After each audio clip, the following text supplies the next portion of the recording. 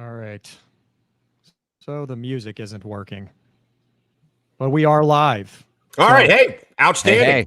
No Rocks Off by the Stones. Instead, Mark's rendition. 3, 2, 1. Oh. All right. Welcome, everybody, to After Further Review. John Pelkey, Mark Ferrer, our producer, Jeff Taylor. That was the voice you heard say, music's not working, but you're live. And we are live on the YouTube. Anybody who's watching, hello. As my hair gets more and more unruly. Happy July. I didn't promo this.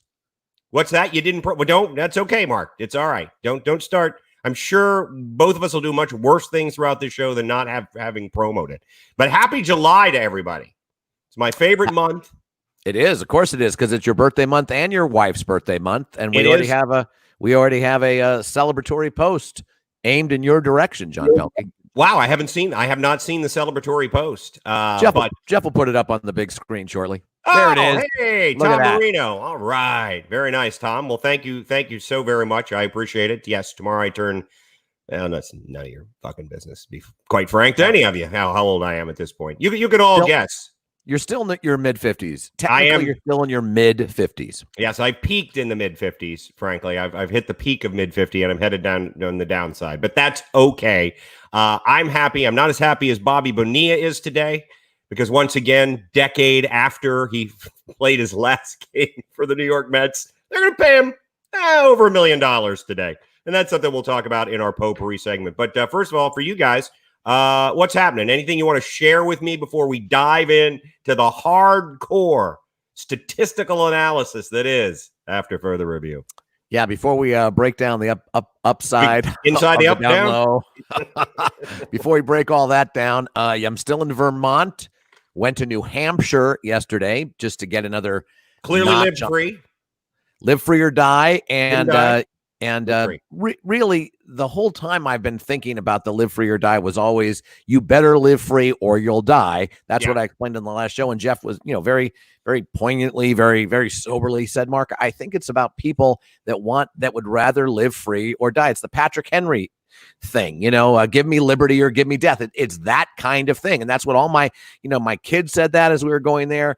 Neil Candelora, the my daughter's significant other, son of Joe Candelora, former partner of ours at the ESPN club. They all said, yeah, it's just the Patrick Henry thing, Dad. It's not a series of snipers put on buildings, and if you haven't lived free enough in that second, they're going to take you out.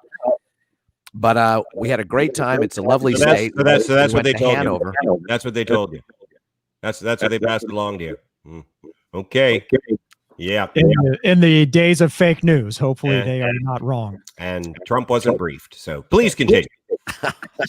I wanted to, before you get going, say that your face says 35 all the way, but your hair color definitely says mid-50s. Yeah, and it started heading that direction much earlier. So you went to Hanover, home of Dartmouth University, the smallest of the Ivy League schools, Mark. But a lovely campus. Yes, it is. Beautiful. And a lovely little college town surrounding it. And we had a great time, and we came back. So now I only have 3 states in the contiguous U.S., John Pelkey, that I have not visited. That's Idaho. I was going to say Idaho. I was going to guess. North Dakota. And Maine. Well, you're right there. Go hit Maine. Go get Maine. Maine's beautiful. Pretty close to Maine. And then, of course, I've been to Alaska, not Hawaii, though. Okay. As have I. So, but I haven't hit. I think I'm at 30 some states. I haven't traveled like you have, and the flyover states I'm really bad about. I do count if I've been in the airports. But if you've been to Des Moines Airport, right, which I've not, you could count Iowa if you'd like, or maybe the Hayes, Kansas Airport. You could count Kansas. Both major hubs that you've definitely laid over in. Not at all. No, I missed out on Iowa. I believe Kansas, Idaho, like very many people. That's probably is that the least visited state, Idaho or North Dakota? I don't know. We need to find that out. That's a tough one because Idaho, North Dakota's borders on Minnesota, and Idaho on the west borders on Washington. Those are relatively populous states. Right. I would think Idaho seems to be the place where everyone ends up going, or they want to get away from everything. Every Hollywood star that wants to get away from life, they go to Idaho. And it's nothing but Hollywood stars and militia. That's all there is in Idaho. Hollywood stars and militia, which is a unique partnership, which is a unique collaboration. Natural enemies, really. They really are. But if they were ever to somehow align themselves with each other, stay out of the way. I mean, stay out of the way. Yeah, absolutely, absolutely. All right, Jeff, you're back in the Orlando area. Any wisdom to impart after having vacationed in a pandemic? Wear your mask. Fair enough. Because I'm not going to. Yeah, well, there it is. All right, okay. Because Ayn Rand. Yay me, fuck everybody else. So, all right, moving on. No. I mean, that really is. That's Ayn Rand. That is. Tell me I'm wrong. She is the godmother of libertarianism. Yes, I know. Yeah. Would you consider her a one-hit wonder? No, I mean, Atlas Shrugged, The Fountainhead were both, I think, pretty successful, and she started a movement, albeit an incredibly dangerous and hurtful movement. But okay, sure, whatever. Yeah, no, she's not a one-hit wonder. Ayn Rand, not a one-hit wonder, just a bad person. All right, let's jump into what we want to jump into here initially with a progressive trivia, but just to preview this, folks, a lot to talk about. Sports opening up, questions now popping up, I think, as much as any time when we've been discussing this with the NBA here in Central Florida and the number of cases going up. Baseball players are starting to opt out of the season, including some very big names. Yeah, that's in the air. Tom Brady is being snarky with Julian Edelman on Twitter. Wow. See, now I'm going to defend myself because a man who is responsible for whether or not I ever work in my chosen field again, it just said, in truth, I don't like to be the center of attention. Mark, you know that to be the case. That is merely a construct to protect me from the fragile glass house that my ego resides in. I really don't want to be the center of attention. Mark, please tell Matthew what I really want out of life. Well, I'll tell you, Matthew, what John really wants in his deepest, I would argue, darkest desires is to be left alone. That's all he really, really wants. And he has built an elaborate construct around that involves him in an industry that is all about look at me, look at me, look at me, look at me. And he has made himself, a comedy bully therein, so he can grab the center of attention, even if he doesn't have it, even if he doesn't have the center stage, he will grab it. Yep. And he's learned to monologue essentially until someone tells him to stop. And he, and no, I'm the kettle. You must be the pot. But I was saying that indeed, John, that is all not who you really are. Right. That's why it's not easy to be John Pelkey, because he lives in a state of cognitive dissonance. Because in his real, true desire, he wants to be curled up with a book with no one around him, maybe a dog. Oh yeah. More than likely a dog. I'm fine with. And that's it. So there it is. Apparently, our producer's telling us to move on, so we should perhaps move on. But that is very true. Explain to Matthew why he's he is who he is. And I'm questioning the wisdom of opening that sort of thing up and saying to the man who may actually be able to present me with work at some point, I don't really want to be around people. So, anyone that spends a good amount of time with you, though, John, knows that's really who you are. Well, and people don't want to be around. Don't care for people. And people don't care for you. And it's been a 50+ year trek to find out what came first. Did people dislike me first, or did I dislike them first? And frankly, at this point, it's a push, I think. Yeah, it's an age-old question, and I don't think it'll ever be solved. All right, it's not an age-old question. People love trivia. People like to prove that they know stuff. So, all right, Jeff. So here I go. I'm going to do this. So stay on this screen. Sorry, we're getting there, folks. Can I just let everybody know we're doing a progressive trivia, and you're going to hear some behind-the-scenes technical things because we're trying to navigate the technical world, which isn't good for Mark and I at all. But we're going to try to do this progressive trivia with visual support.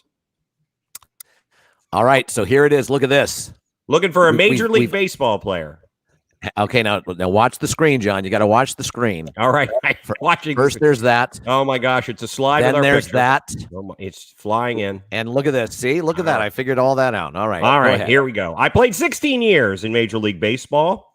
My career numbers are 298 batting average, 2,400 plus hits, 1,400 plus RBI, 380 plus home runs.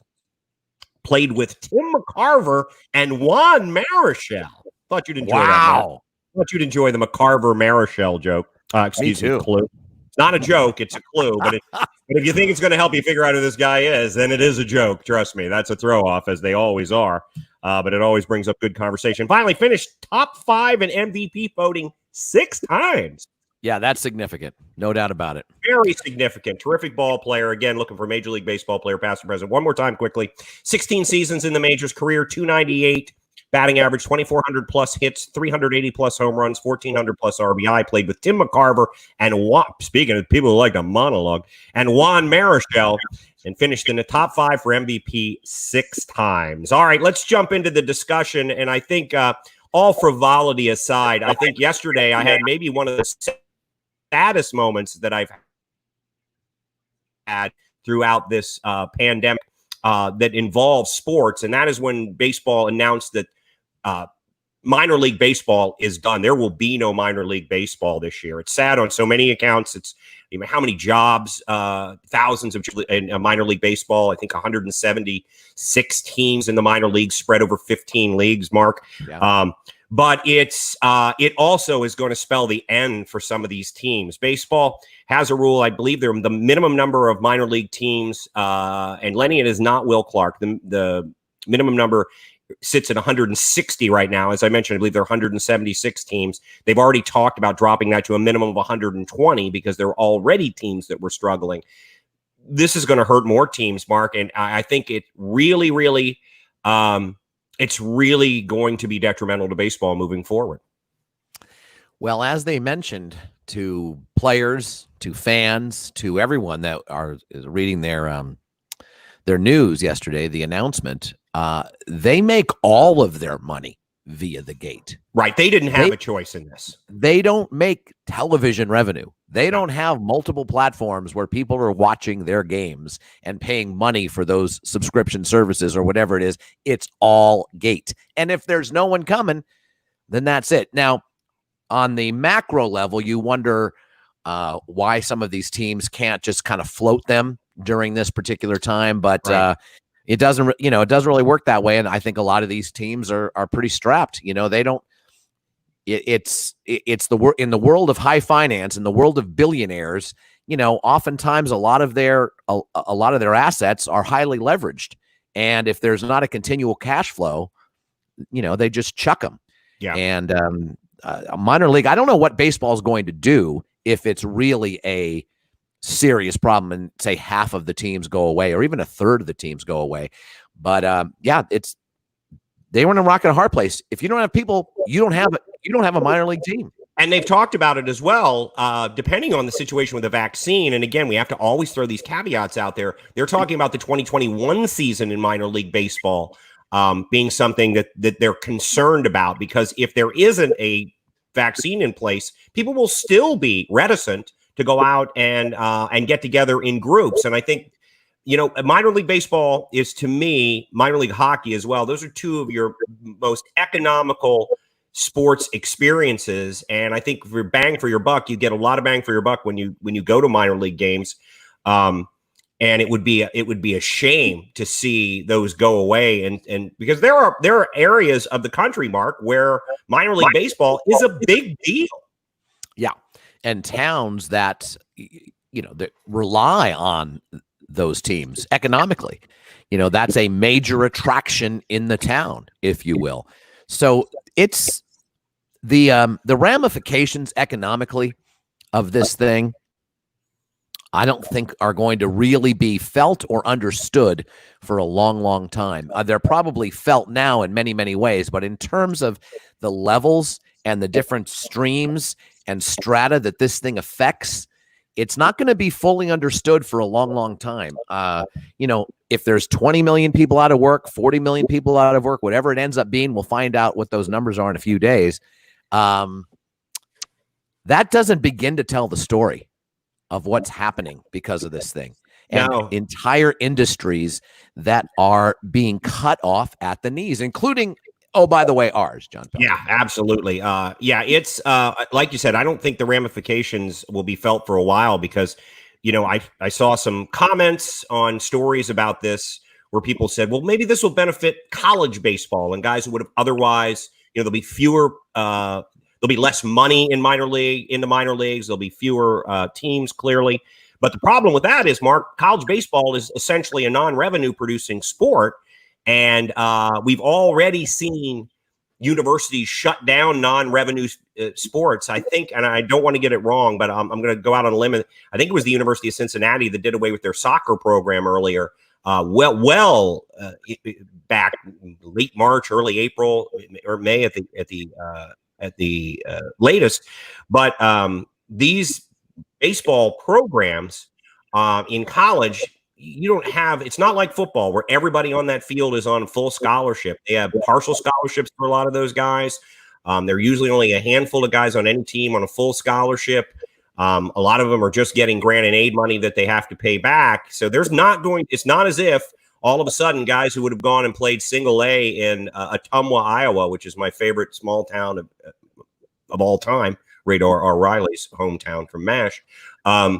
It's not as if they're going to now have the opportunity to go play college baseball on a scholarship, and a lot of kids can't afford to pay for college. So I don't know where this is going to lead, but it really did make me sad. And the ramifications to your point, Mark, of this, the ripple effect is something that's going to go on for a long time, and we will probably be 3-4 years down the road before we can really look back and see what effect it had. But it's not going to be a good one, and I feel for all of those people who aren't going to have a minor league baseball season to help them both financially and in their careers.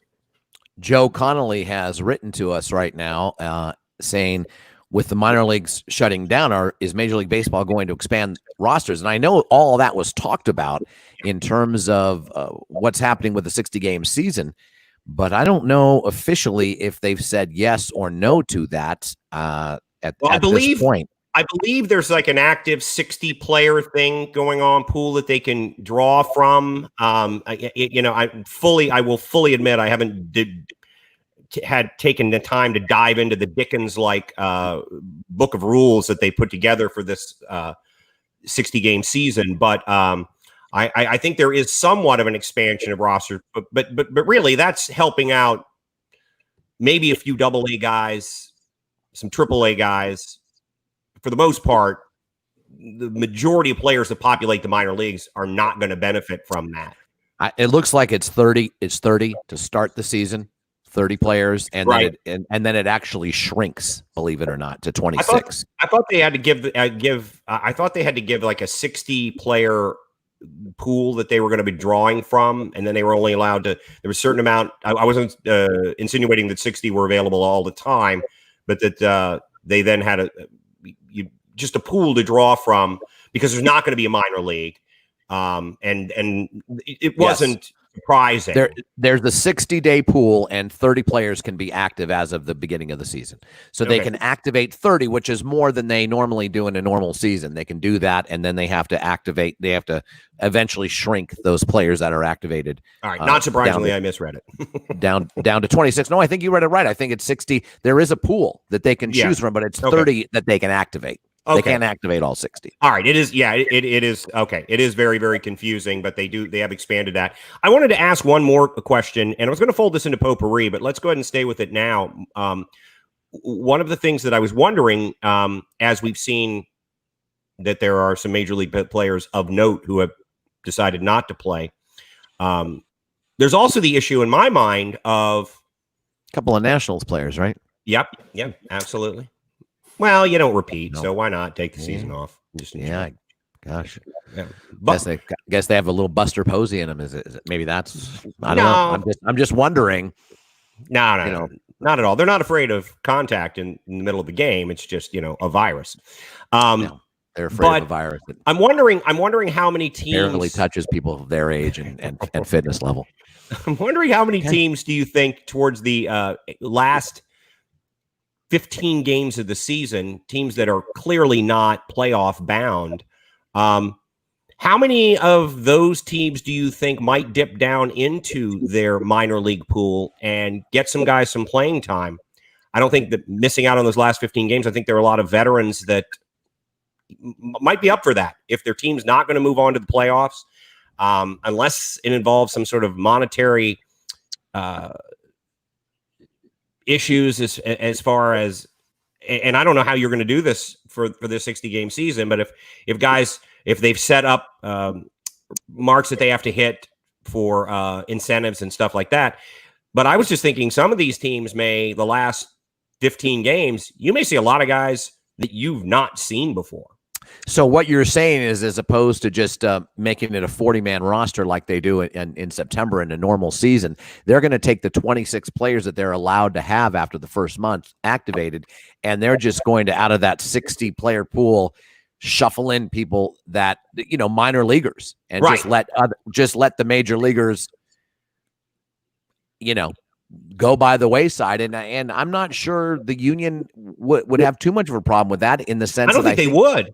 I think everyone still gets paid. They still get their prorated rate no matter how many games they play. Yeah, and I doubt there's any incentive programs going. I don't know. Is there a prorated incentive? I think that would be very, very difficult to do, because what would the tripwires be? Hit this many home runs. I guess it's possible, but I don't think they've reworked contracts to that point.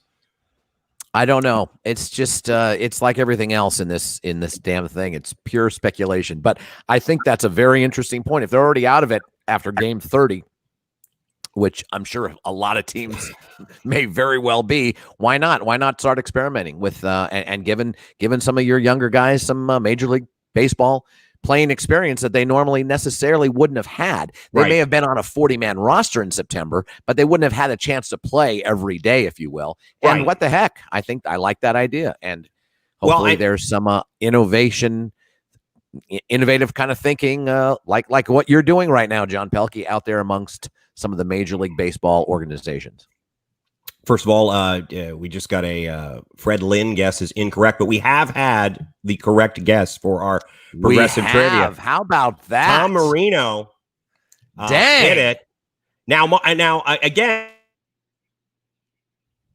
we've lost John for a second here. That's a classic face that it's frozen on, by the way. Yeah. So, Mark, you're gonna have to let me know, because I've been thrown on. He's still going though. He hasn't gotten the stop sign. Coming back. There you go. You got me. Yeah, it's the I have this thing on an Ethernet cable, but every now and then it disconnects. So I put it back on the Wi-Fi. I'm assuming your question was, do we go through the rest of the clues now? Yeah, I don't remember how we do this, because I think we do that. The visual stuff has thrown me off. Do we give the answer now? And I spent a lot of time. I spent a lot of time on this visual stuff this time to get it right. So, damn it, we are going to see the rest of the clues. All right. And we normally did that at the club as well. Remember that. We normally did that at the club. We did. I just wasn't sure, because we try to break up the segments where we pretend to talk about sports, with the segments where we do trivia that people can't win anything. And that's really the mission statement of After Further Review. We pretend to talk about things that we don't know much about, and we don't give you anything for your time and investment in our trivia. But, all right, so here we go, Jeff. I'm going to do this thing. So I can see it, so you don't have to tell me. I'll see once it's live, so you can just vamp, and when I see it go live, I can put it up. All right, here we go then. Congratulations to Tom Marino. He had the correct answer. Let's take a look at the clues, and we'll give you the answer. Starting with our first set of clues, once again, would be my hope. Yep. I played 16 seasons in the majors. Career numbers 298, batting average 2,400 plus hits, 380 plus home runs, 1,400 plus RBI. Played with Tim McCarver and Juan Marichal. I finished in the top 5 of the MVP 6 times. I am an 8-time All-Star. More pictures of Mark and I do not approve in any way. 8-time All-Star. Played my whole career for one team. Led the league in home runs 3 times and RBIs twice. And I am in the Hall of Fame. Next set of clues, final set of clues. Never won a World Series. There's a picture of Mark and I when we had jobs. I did win one of those MVPs where I finished in the top 5 6 times. I'm a member of one of the greatest outfields of all time. And I finished second to my teammate for Rookie of the Year. It was 1975, I believe. The answer is... Oh, Hang boy. on. Here we go. Hang on. It is. Here we It's go. not that guy. Neither And of those two. I am Jim Rice. Jim Rice, of course, in that outfield with Fred Lynn, who was the American League Rookie of the Year in 1975, and Dwight Evans. And Mark always brought up, arguably one of the best outfields in Major League Baseball. You are intimately involved with the 1975 World Series. What are your feelings about that? Well, yeah, you have you had Carl Yastrzemski, by the way, in 75. You had Jim Rice, you had Freddie Lynn, you had Dwight Evans. That was a very deep and great outfield. There's no doubt about it. And yeah, we're gonna have a great time talking about the Cincinnati Reds and the Big Red Machine, and indeed that 1975 season, and obviously that World Series, which was epic. And we remember some of the epic moments, but there were a lot of epic moments that we don't remember. That's what's so amazing about what ends up being the narrative when history is finally told, John. Yeah. It is a fascinating thing. And we'll see that Friday night, 2 nights from now, when we see Hamilton on Disney Plus. You know, what's the story? You know, who writes your story? That's key. And there's a lot going on, especially in Game 7, which we all forget about. You know, we all forget. We never remember the denouement. We never remember that. It's always the climax, and we go on from there. But that was a outstanding outfield. And you're right, Freddie Lynn got that, not only Rookie of the Year, but got an MVP. And Jim Rice finished second, and Jim Rice is now in the Hall of Fame, and Freddie Lynn is not. Yep. No, sadly, that Red Sox team could only get to one World Series. They ran into the buzzsaw that was the Oakland A's that we discussed in our last deep dive, among other teams at that point. You mean the Red Sox running into the Reds? No. I said they never got back to another World Series because they in the playoffs they'd struggled against the A's and some other teams as well. So yeah, you tried to undercut me there, didn't you, Ferrer? You were just trying to, I'm not really sure what you're referring to tell you the truth, because we're talking mid 70s and those A's teams were maybe in the late 80s. I'm not sure what you're talking about. No. I'm talking about the 1975 Boston Red Sox. The 1975 is the only year that they got to the World Series, but they also lost to the A's in the playoffs. Actually, you know what? You're right. You got me on the mistake. They actually beat the A's in 1975. I'm not trying to undercut you. You are trying to undercut me. It is. See, now this is all falling apart. This is why I don't want this on video. Because that's it. I'm done. I'm not gonna do the rest of the show. We've been told to stop.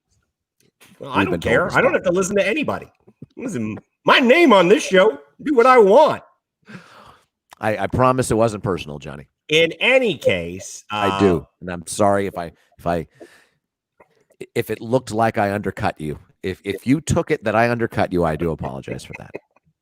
They really ran into, and this is why I feel silly having screwed that up, is because there was even a picture of me with an Orioles hat on. One of the problems, it was in the American League East in the early 70s, the Orioles were so good that it was tough for anybody to break in. But yes, they did end the A's run in 1975, something I'm sure we'll discuss in the deep dive. And I'm thrown off because I thought the Jim Rice one was a good one, and Tom Marino, who's now 1 for 2 for me. You know, wishing me a happy birthday, that's a hit. But destroying my Jim Rice progressive trivia, man. Well, the only good thing about this is less time for Lenny to look it up on his phone, because now we now know that Lenny Rowe is generally pretty good at this. My goodness. All right. So see, it's 2 for 2 for me with Tommy because I know. Not only did he win, and I think it's nice when our viewers and listeners win. Not only that, but I was still allowed to show the rest of my progressive trivia and all of the work, all of the artwork I spent time on today. You love that stuff. You just love that. It's silly, I know. Well, you're still my favorite progressive trivia partner versus the other person who would be doing this. And if he were writing this progressive trivia, the first clue would have been my name rhymes with Tim Dice. Because God forbid you test anybody. All right, let's move on. This is all gone sideways for me. Not a problem. I'm coasting through this one because I know on Friday I don't have to do anything, and tomorrow's my birthday. Birthday, so I'm sort of off anyway at this point. Yeah, it's a great. You got a great long weekend to look forward to, John Pelkey. Birthdays in the household and not having to do anything on Friday. All right, let's talk about some of the challenges that these leagues are coming face to face with before they open. Let's start with, we mentioned with Major League Baseball. You mentioned a couple of Washington Nationals, including Ryan Zimmerman, have opted out of the season. Ian Desmond of the Colorado Rockies is among the folks who've stepped away. To this point, Mark, most of the guys who have decided not to play have reasons outside of their own health. There are players whose wives are pregnant. There are people with some pre-existing conditions and people with family members with pre-existing conditions. I know you just poo-poo all of that. Certainly one of the upsides of having this on video is I can see when you just make the really your wife's pregnant. Jesus. That's why you're not going to play. I'm not able to hide that. That's true because there's all kinds of that kind of stuff going on just with the podcast. But no, I'm not poo-pooing anything. If people don't feel safe, if people have legitimate reasons not to play, that's fine. It does seem a little odd that and they're not going to. We just say you mentioned it before, but I just want for anybody listening, these guys are opting out without pay. This isn't a situation where they're getting a percentage. They are opting out without pay. They're just saying that's comfortable.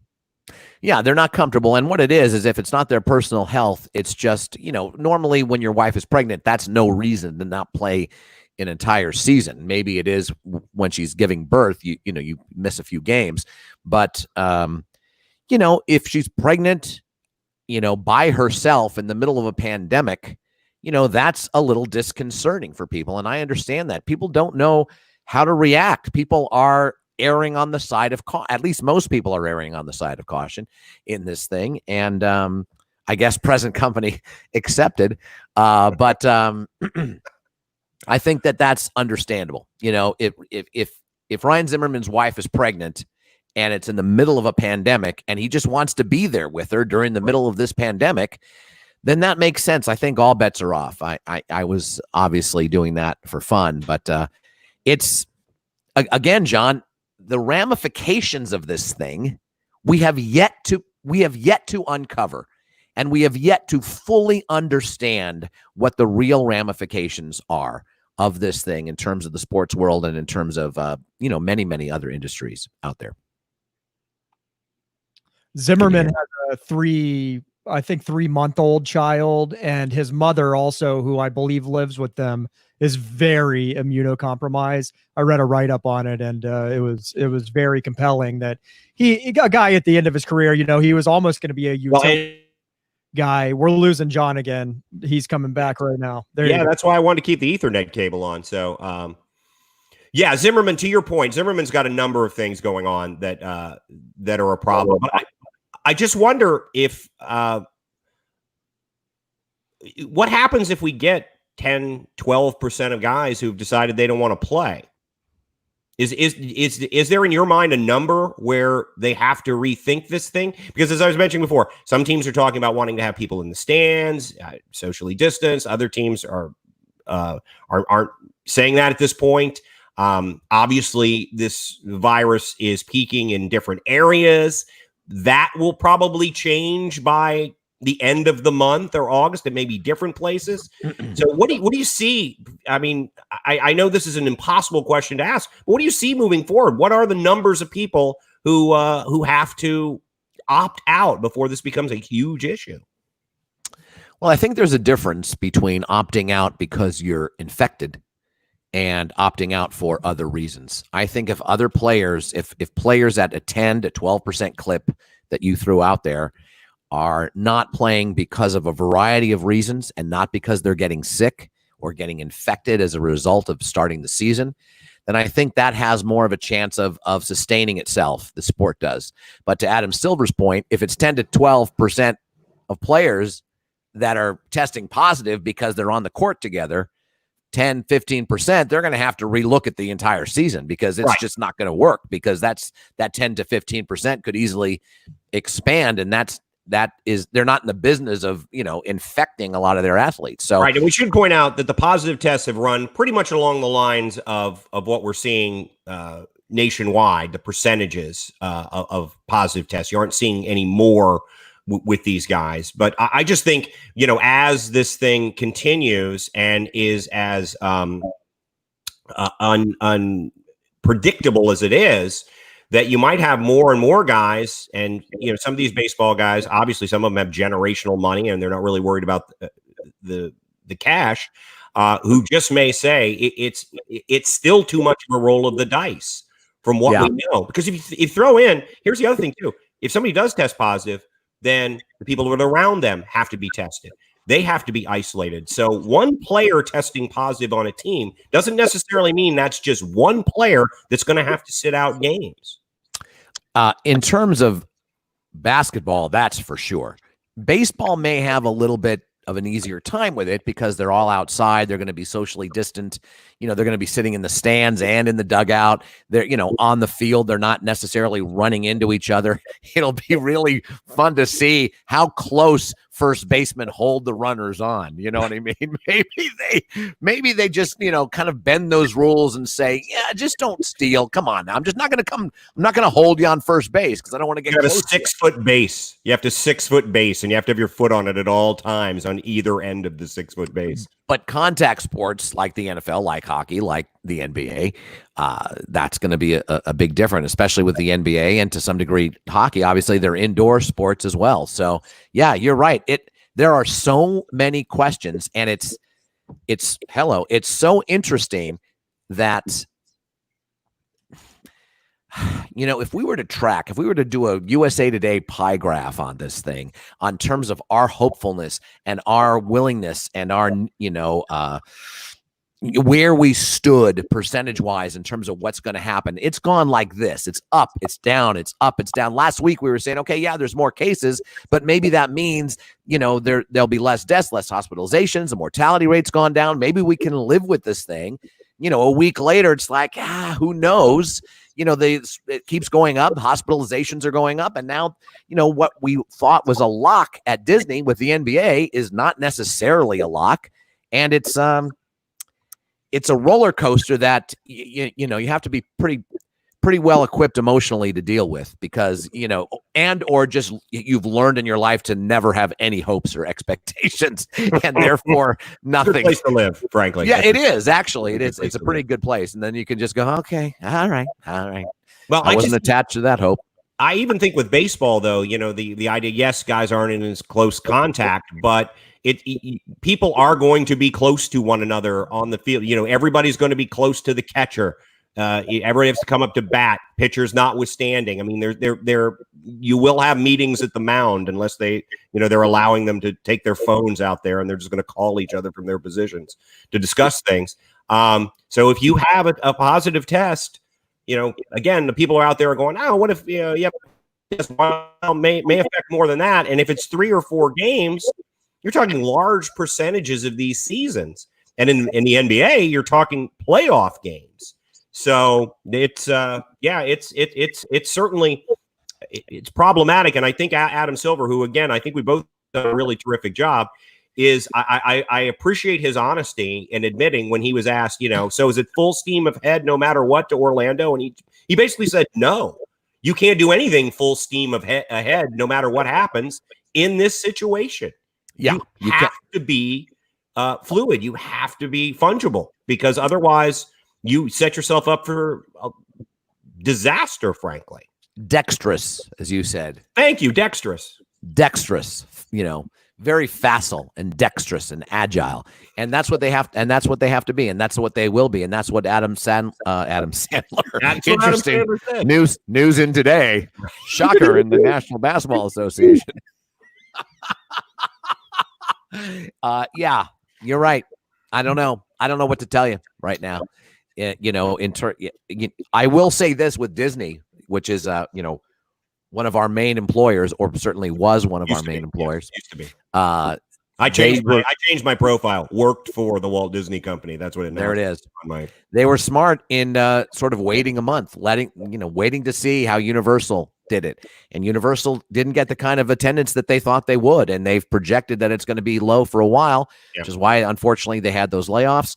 And Disney has been smart, sitting back, gathering the data from Shanghai, and we'll see what kind of decision they make. It's it does seem to be different here. It does seem to be different here than in other countries. And in Western Europe, where they're even more on top of each other than they are generally in the United States, outside of our big cities, they have not only flattened the curve, but it's going down, and they're getting back to normal. And the only travel restrictions they have is for people from the United States. Right. And I don't know what the difference is. I really don't know what the difference is with our country.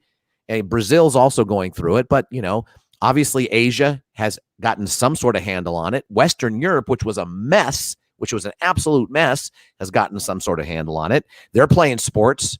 Their EPL had their league, and in the great, I don't know, the town of Leicester down there. There's been balance in that area, so still dealing with the. But you're right, much greater. This is going to just continue one day. Not completely, but after the last couple of days, we are into the staring that either things aren't going to happen, we aren't going to see these seasons, or they're going to have to once again reassess how they go about all of this. So it's interesting. It's also interesting, staying on this topic, that the NFL Players Association has now informed the agents for players that they need to fully educate them as to what can happen with this coronavirus, that it can also lead to other things. I think we've all gotten, depending on where you go for your news, there are a lot of different stories out there. But I think it was interesting. The NFLPA said, hey, listen, you need to inform these guys. This is the information you need to give them. We need to make sure everyone knows that, because the NFL does sort of sound like full speed ahead. And NFL, there are a number of NFL owners who are saying we want fans in the stadium. But I think we're lucky that they don't have to make these final decisions for a bit, Mark, because I think they may have to be, to your point, more dexterous in what they do than they think. Yeah, I'm having a little bit of a problem hearing you, John. You're kind of going in and out for me, unfortunately. They obviously are doing what they can to create a bubble at Disney, as some of our comments have pointed out, and have a 2-week incubation period and the like. But as we've seen before, that kind of thing, can only go so far. Once you've taken that bubble away, once you've gone into community, sort of a community spread situation, we'll see what happens. It's a very, very, talk about dexterous. The virus is dexterous and agile and facile, and we're still behind it. We're not in front of it. We're still behind it. If you've had it, can you carry it again? They still don't know about a lot of those things. But I just, I think optimism is not the trending thing right now. Not at the moment. I think people are taking a wait and see attitude, and I will be surprised if some other major changes don't take place between now and then. So all right, let's move on to more exciting things. Happy Bobby Bonilla Day! 1st of July, more than a decade after he played his last game, I believe, for the New York Mets. Right? Oh, 2010. No, I think it's 2 decades. Excuse me, Yes. more than 2 decades since he's played. Yeah. I think I said 2010, 2000. Bobby Bonilla going to make $1 million or so on from the Mets. I just bring this up because I made an enormous mistake when I was younger in not becoming a professional baseball player, and I would like to say, for the record, I see the error of my ways. Well, you're absolutely right. Especially, I mean, Bobby Bonilla had a nice career as a player. There's no doubt about it. But he has had a stellar career as a collector of checks. A collector of checks, but not only that, just this ability to make these prescient deals with multiple clubs. It's not just the Mets, John. Right. He's getting $500,000, I think, from the Orioles as well.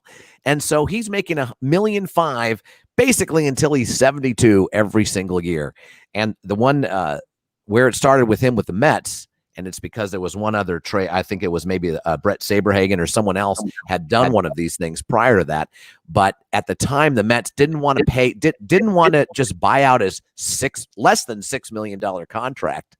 So because they were heavily invested in Bernie Madoff and knew they were going to get a huge payoff starting in 2011, which is when this thing kicked in, they gave him this deal that doesn't expire until he's 72. I mean, I just think it is very, very just beyond genius for Bobby Bonilla, even if he did just kind of stumble into it. Well, I just think, it's that age-old question. If you win the lottery, do you take the yearly payoff or do you take the lump sum and take the tax hit up front? Well, Bobby Bonilla decided to take the yearly payoff, and that's obviously, to your point, very, very prescient. It also brings up teams in New York always seem to run into these sort of things because we've used the Allen Houston joke for years, that Allen Houston was paid by the Knicks for decades after he was no longer a player. Manny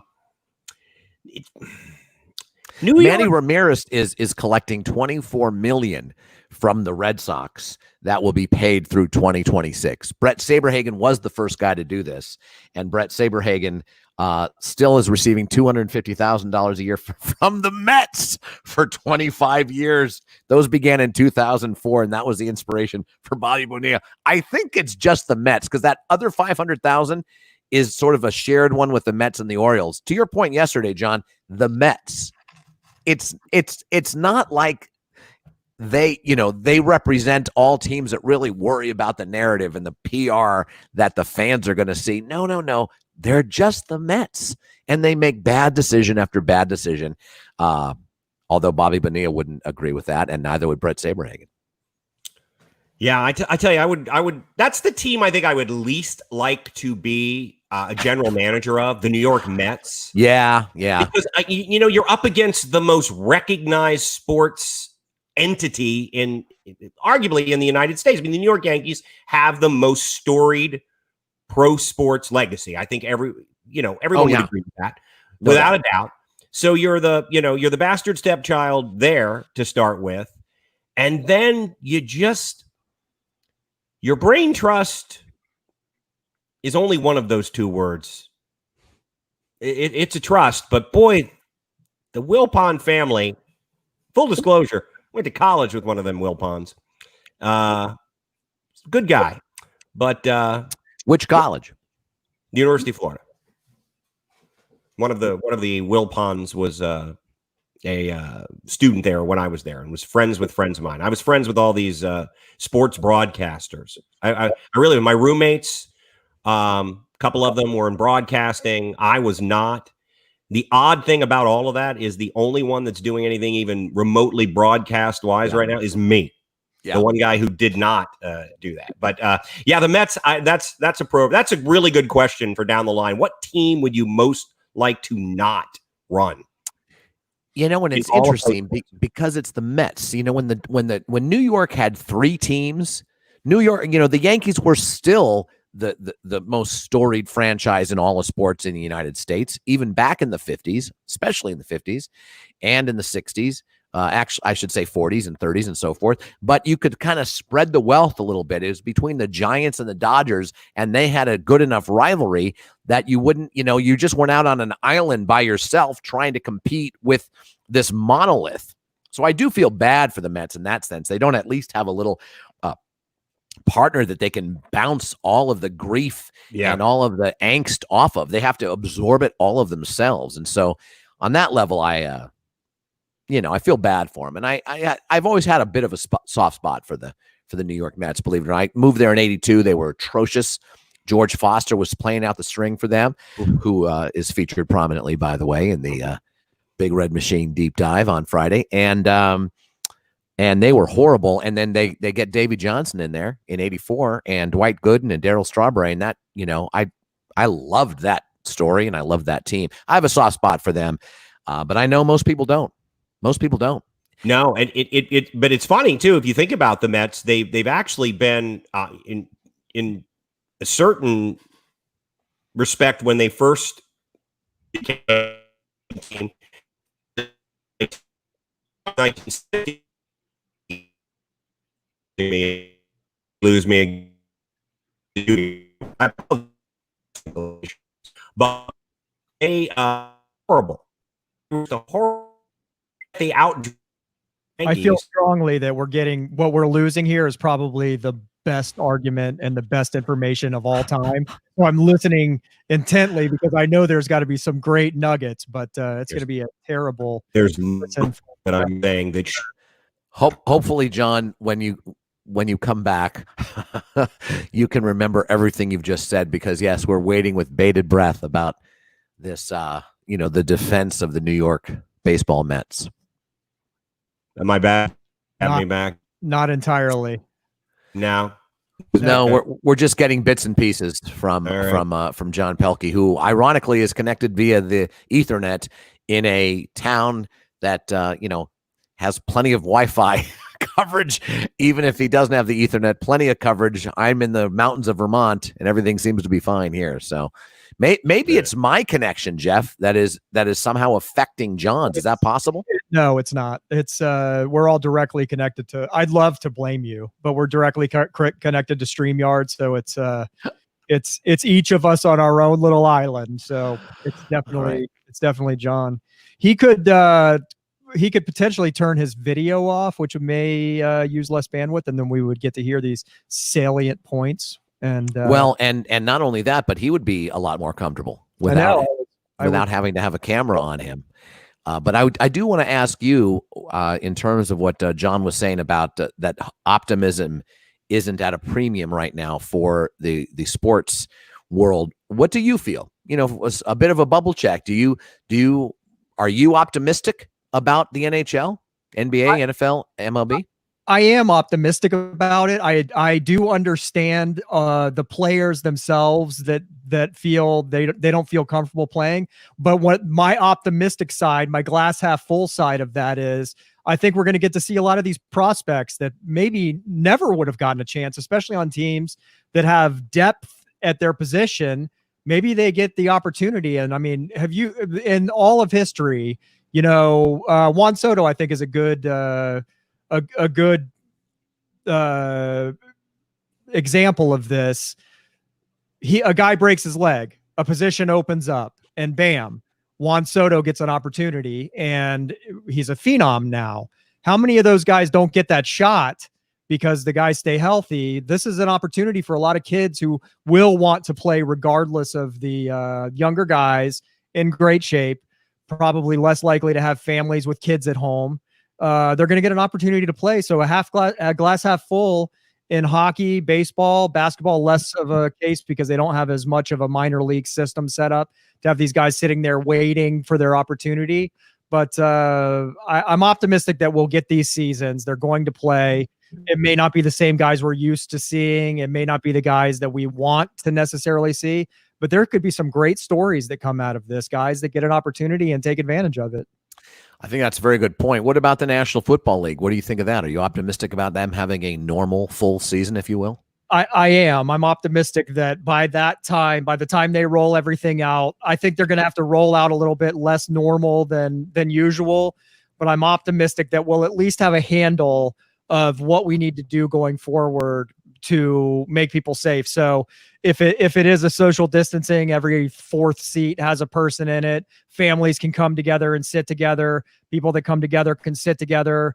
I think they'll be able to manage that much better by the time football really is in the swing of things. So they're not in as much of a predicament as these other sports that are having to figure it out in the middle of or at the very beginning of their seasons. They're most likely, sitting around a conference table right now saying, okay, this is happening with baseball. How do we figure this out? This is happening with hockey. How do we figure this out?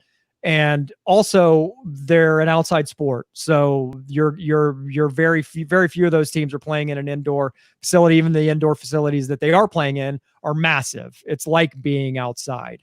So I think they're going to be in a good place. I really do. And they make the revenue off TV. Johnny, you're back. Oh, good.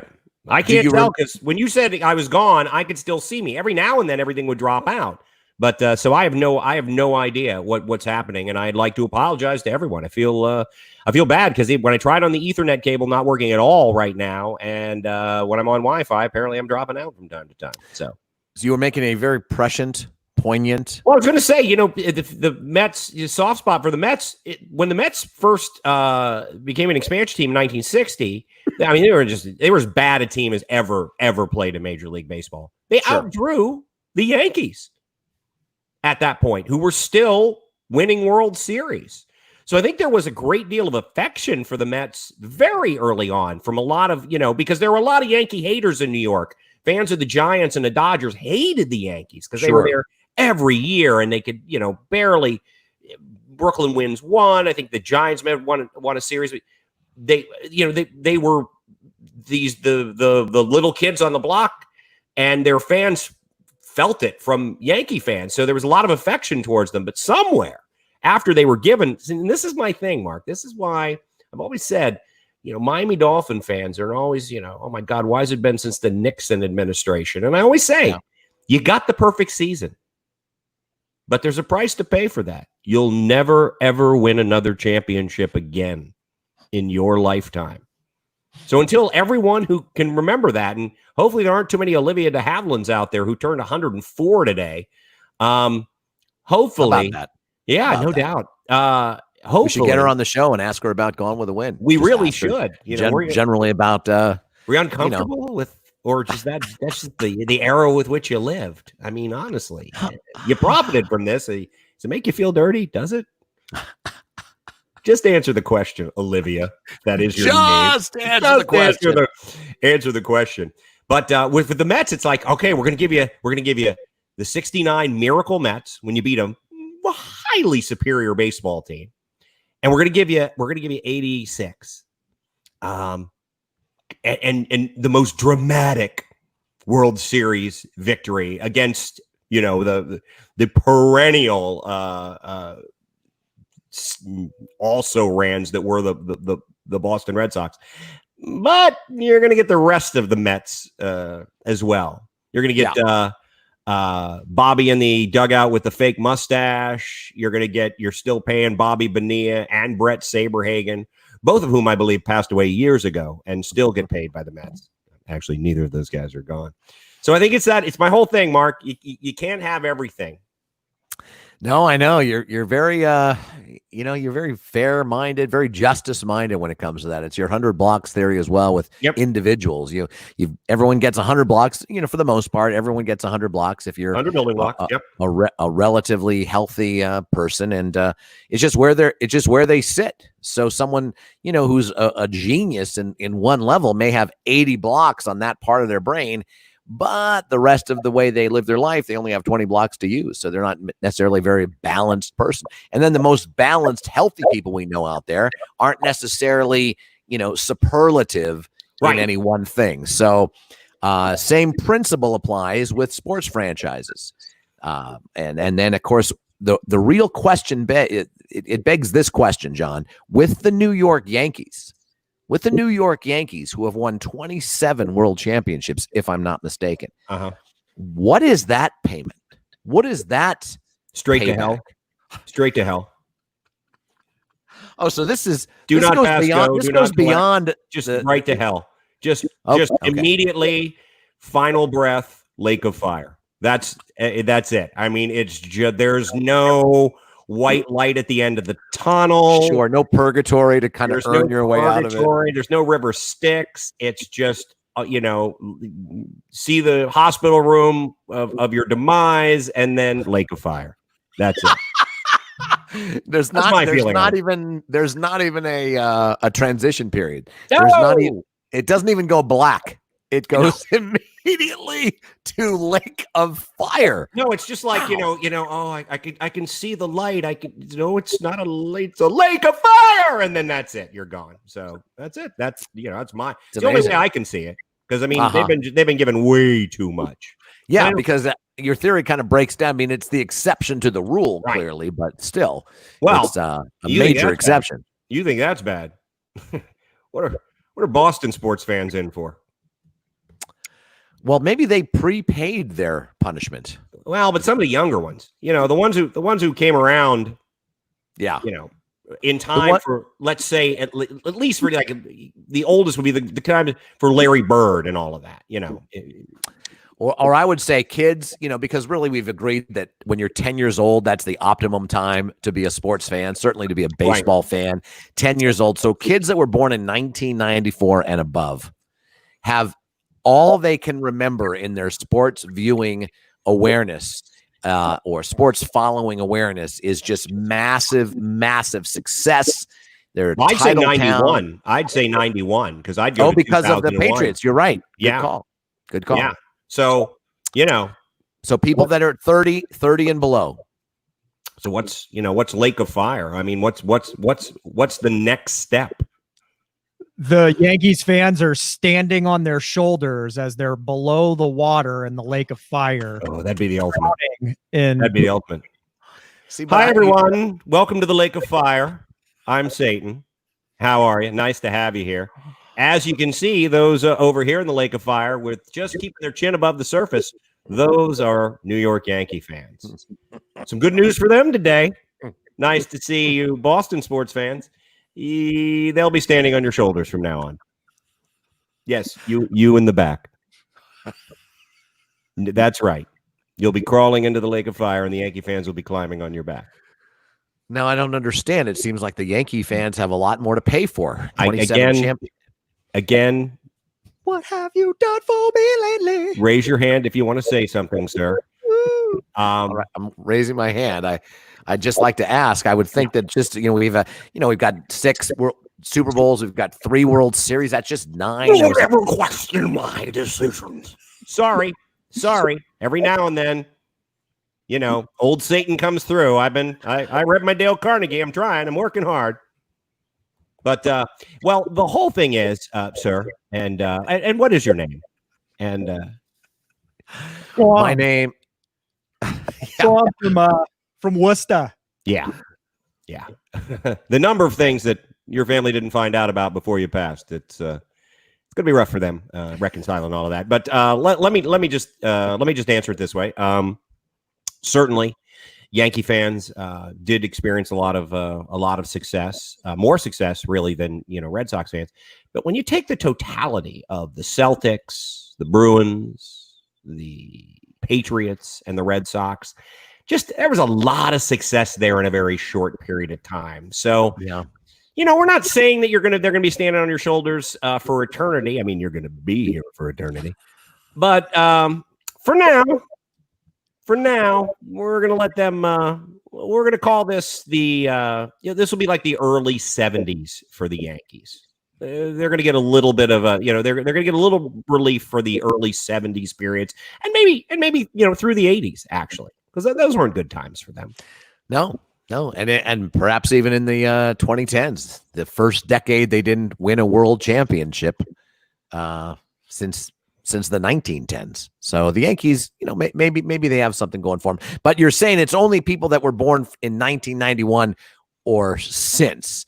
30-year-olds not. Like if someone's 50 and dies right now and a Boston fan, they're not going to immediately go to the Lake of Fire and be, have their shoulders be used to for Yankee fans to stand on. Is that they might stand a fighting chance to avoid that. It's amazing how much you know about the afterlife, John Pelkey. It's remarkable how much you know about my knowledge of the afterlife. The beautiful thing is those Boston fans will be able to look past the Yankees that are standing on them and see their grandfathers and fathers in boats on the Lake of Fire because they suffered enough. Yeah, that's so true. They should be able to be on the beach at the Lake of Fire at some point. just like maybe they're not even at the Lake of Fire. I mean, why does everyone have to go there? That's what it is. That's what hell is, a Lake of Fire. I mean, no, I know, but there's plenty of Boston fans. Maybe that made it. Have you met a Boston fan? Well, it's a good point. It's a good call. Yeah. It's a good call. Yeah. All right. And who's lining the bottom of that lake? Cowboy fans. So we're all standing on them, thankfully. All right, couple more things I wanted to cover. This show's just gone off the rails with my not being heard, you pointing out my mistake with the A's early on. It's just again not going to be one of my favorite shows. I'm just going to say this does not make it into my my favorite shows. But a couple more things to cover that you could probably find some sort of mistake with me from. I wanted to bring up the situation in Alabama where a mayor from the town, I want to get the town name right because it's a funky, I think it's Carbon Hill, Alabama, which really, if you Carbon Hill, yeah. It just sounds like anyway. Carbon Hill Mayor Mark Chambers had issue with Coach Saban and the Crimson Tide coming out with their pro Black Lives Matter video and their social justice stuff, and he took a lot of heat for what he did. I'm not gonna delve into the actual things that he said because it's pretty disgusting. But he ended up resigning as the mayor, and I just wanted to bring this up because I thought it was a good example of how sports can be used in a social justice way, Mark. Because again, I understand that there's free speech and this man's allowed to say or do anything that he wants. That does not necessarily mean that there aren't consequences. And I think in a place like Alabama, the fact that somebody had to resign due to issues of their pushback against a social justice movement is a positive. And I think we do have to say to people who say shut up and play and all of that, sports sometimes drives social movements, or at least is a big engine in a social movement. Certainly Jackie Robinson comes to mind, as well as some other. Jim Brown was very, very socially active. And I think this is just another indication that that I think it's important that people who have a platform take a position. And I think it's great to see. And again, this guy said some disgusting things. I'm sure he's sorry. I'm sure, perhaps in some way he's going to learn that what he said was wrong and not just getting caught was wrong. And I don't wish him to be, I don't want to see the pitchforks or anything. But if you're going to be a leader in a community and you do things like that and you get called out, I think it's a real positive any way you look at it. I mean, I do too. Certainly, it seems like it's the obvious thing considering what he said, and people should look that up for themselves because it's almost just too ridiculous to comment on. But that's the point. It's that there's no lead. There wasn't. He didn't exhibit any leadership.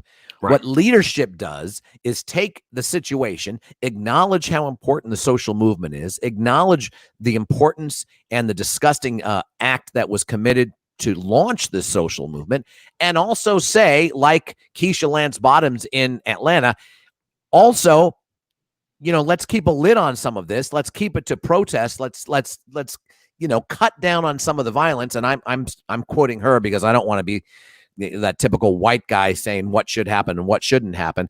But again, there is a balance. There is a place in the middle of the road for something like this kind of protest to get the most light, to get the most effect, to get the most people's minds and hearts changed.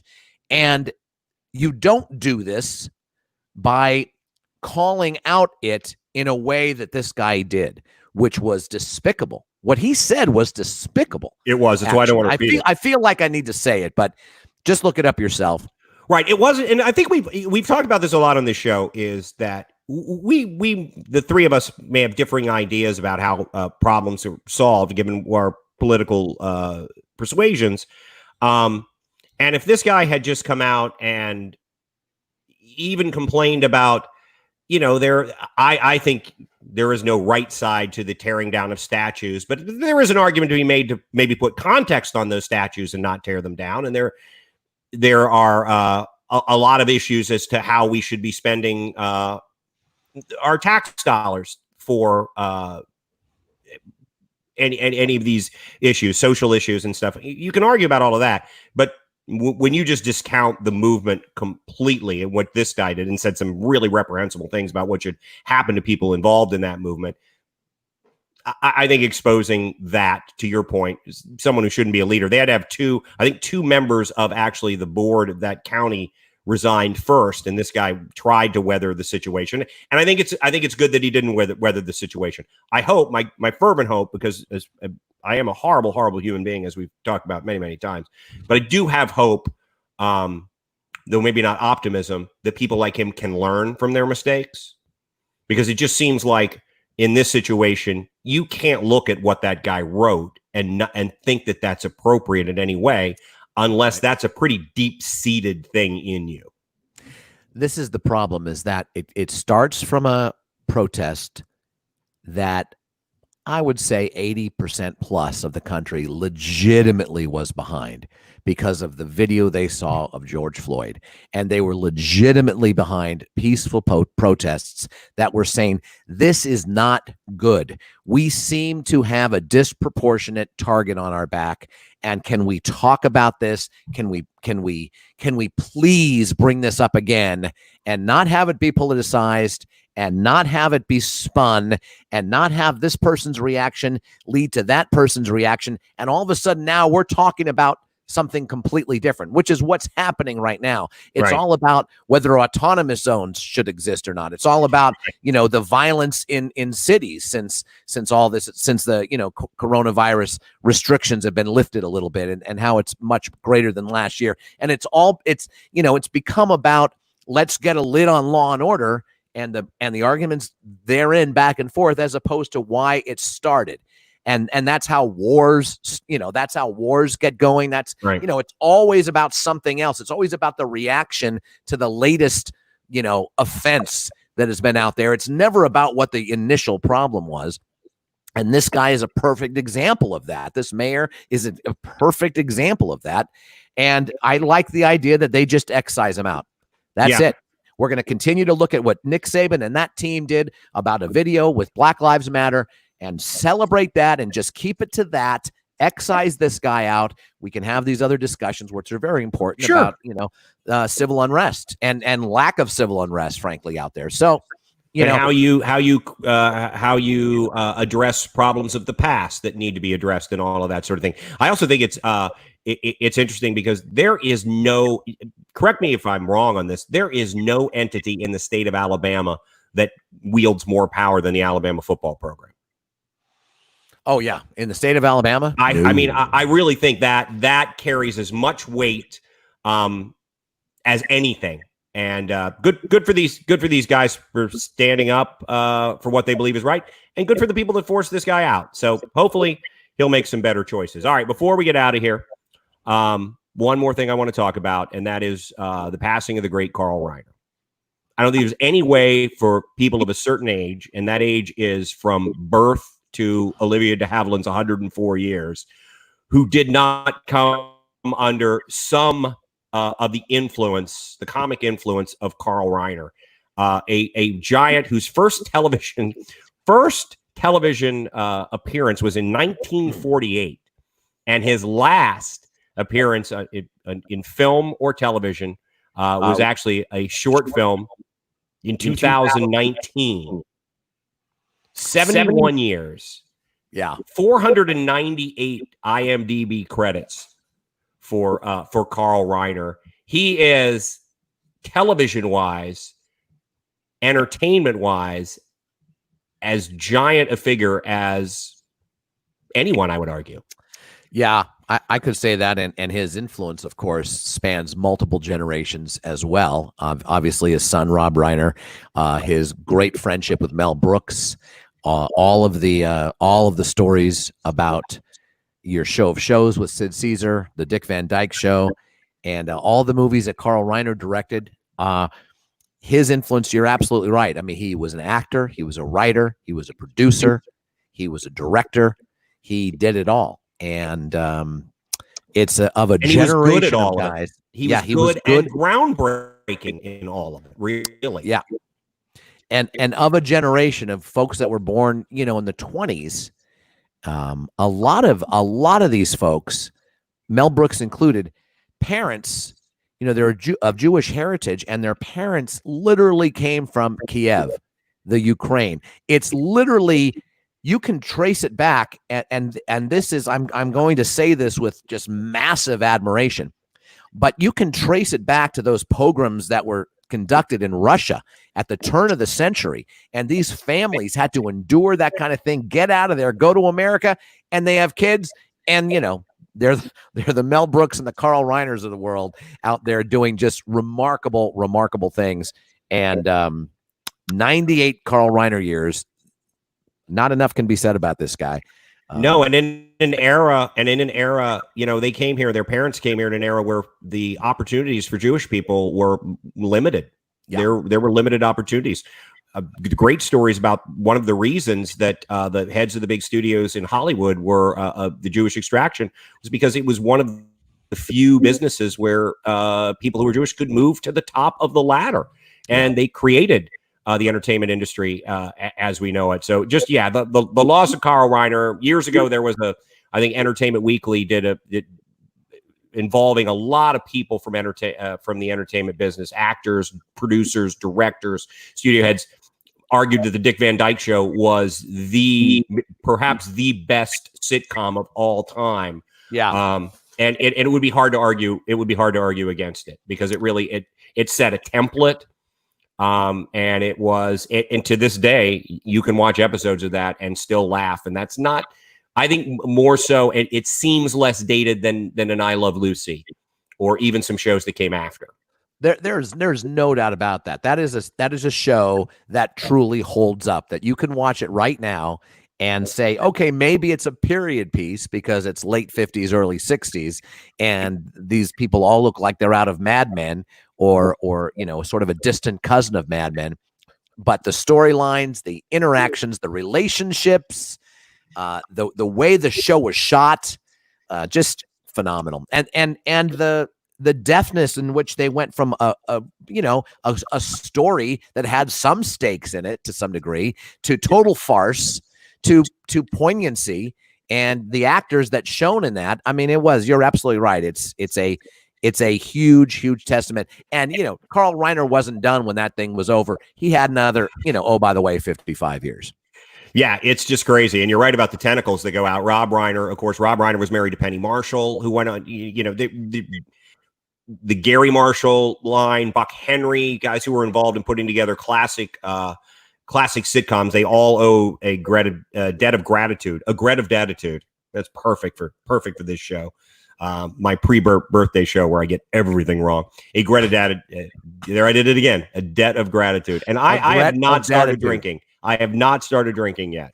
I'm going to remedy that in mid. I haven't had a couple of birthday pops, Mark. Maybe that's the problem. Maybe I do. Maybe I need to. All right. Anything else to wrap this thing up before we get out of here and I make any more mistakes to really expedite your calling Dane Becker to take over as the co-host of this show? No, I'm just going to let people know that on Friday I'm going to attempt to at least meet the bar where John Pelkey set for the deep dive. When he did the dive on the Oakland A's, I'm going to do the Big Red Machine.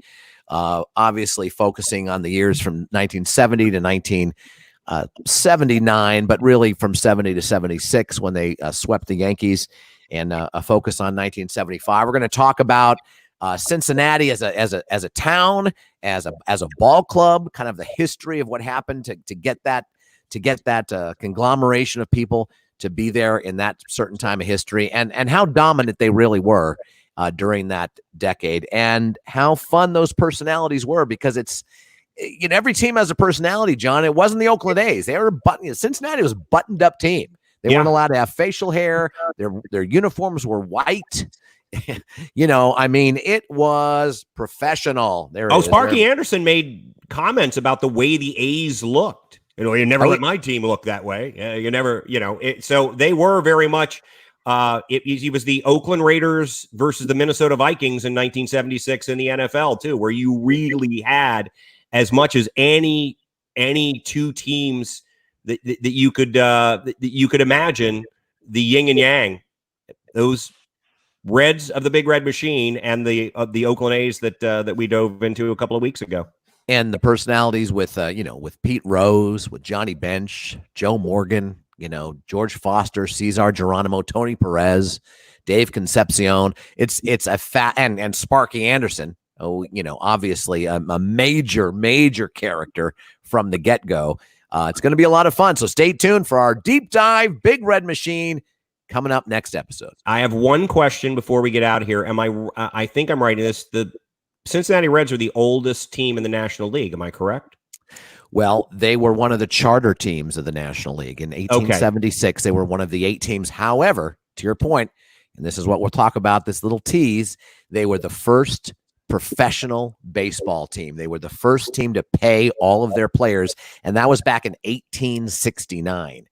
And those are facts that we know. Everything else about the origins of baseball, as you know, John, are kind of shrouded in myth. No one knows. Else. Yes, exactly. I do want to I want to hold on to the myth that the man who fired the first shots in defense of Fort Sumter in the Civil War was Abner Doubleday himself. Went on to invent baseball. Don't even think he was. Unfortunately, not what really happened. Not really sure he was even in Fort Sumter. Not even sure. There's no evidence that Abner Doubleday even ever saw a baseball game, though he does get credit for being the man who invented. Or even saw Fort Sumter. I'm not even sure. Even not even there to fight, but not even see. He'd never been there. He is buried in Arlington, though. Yeah, it's true. So yes. They go all the way back, John, the Cincinnati Reds. All right. We look forward to it. The deep dive is on Friday. I'd like to apologize again for my pre-birthday show. Just didn't seem like my best work. Happy birthday. I don't think it was your fault. I think you were afflicted by technology, by bad technology. I didn't even think, even before that, I wasn't. It's that tomorrow's my birthday. The celebrations start tonight. So I'm the senior in high school, and it's June 1st. Like, finals are over. I mean, I get it, but in the end, I blame myself, and I'll tell you why. Because when I corrected you with your statement about the Red Sox, you were right. But you were right. I was right, and it wasn't meant to be personal. It was just meant to clear the record. But as I would have done too, we're sensitive, ego-driven performers. And I like to be the center of attention, and according to directors I've worked with. and indeed, I would have taken it personally as well. And then you cannot get rid of. Now it's in the back. Now it's the. I don't have a shooter's mentality. I lose that from time to time. You're right. Now it's the backdrop. And that informed the rest of your show. And now you compound it with technology that won't even allow you to be seen or heard. Right. I don't think it's as bad as you thought it was. I don't know. But again, no shooter's mentality. You were to be credited for coming up with doing this on video idea. Because if this had just been an audio, I would have stopped. I would have said, we're going to come back and do this in an hour. I need to get my stuff together. And then, a couple pops later, I probably would have been a little smoother. So it was a straight up attack. Lenny says it was a straight up attack. Perfect. Oh my gosh. Oh, perfect. Well, I'm going to go now. I got a couple of days, 48 hours to figure out how to undermine your deep dive, because, it means that much to me, and my fragile ego is hurting right now. Anyway, Sorry, happy July, everybody. I hope you had a Bobby Bonilla-like day here on July 1st. We will be back on Friday with Mark's deep dive into the Big Red Machine. That's going to be a lot of fun. So for Jeff Taylor, Mark Ferrer, I'm John Pelkey. We will see you on Friday, unless my connection's not working well, and then who knows what's going to happen. Bye-bye, everybody. Bye-bye.